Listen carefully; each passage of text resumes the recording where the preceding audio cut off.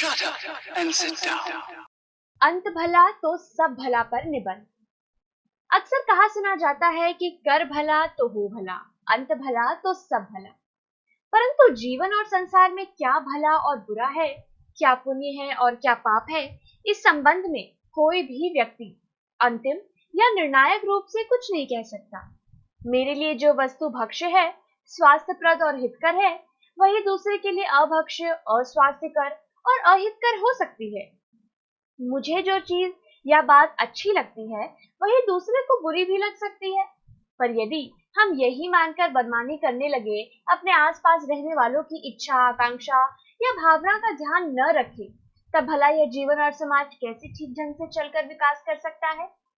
निश्चय ही हर मनुष्य की अपनी इच्छा, आकांक्षा के साथ साथ पूरे समाज का भी ध्यान रखना पड़ता है। इसी में अपना तथा सबका भला हुआ करता है। हो सकता है पहले पहले हमें ऐसा सब करते समय अच्छा ना भी लगे, पर निरंतर अभ्यास से उस सब का परिणाम देखकर आज का बुरा अच्छा भी लग सकता है। वस्तुतः अच्छा या भला वही हुआ करता है जो आरंभ में बुरा लगकर भी अंत में भला लगे, या भला परिणाम देकर आज का बुरा अच्छा भी लग सकता है। वस्तुतः अच्छा या भला वही हुआ करता है जो आरंभ में बुरा लगकर भी अंत में भला लगे या भला परिणाम लाए, जिसे करके पछताना ना पड़े और सभी का भला संभव हो सके। इस कहावत का सार तत्व यही स्पष्ट करना है। उदाहरण के लिए हम कड़वी दवाई, नीम या आंवले को ही ले सकते हैं। दवाई खाई नहीं जाती, अपनी कड़वाहट के कारण नीम पी नहीं जाती, कसैलेपन के कारण आंवला खाया नहीं जाता, पर सभी जानते हैं कि इनके सेवन का परिणाम अंत में भला ही सामने आया करता है। आंवले को अमृत फल इसी कारण कहा गया है कि उसका अंतिम परिणाम बड़ा सुखद होता है और बाद में ही मालूम पड़ा करता है।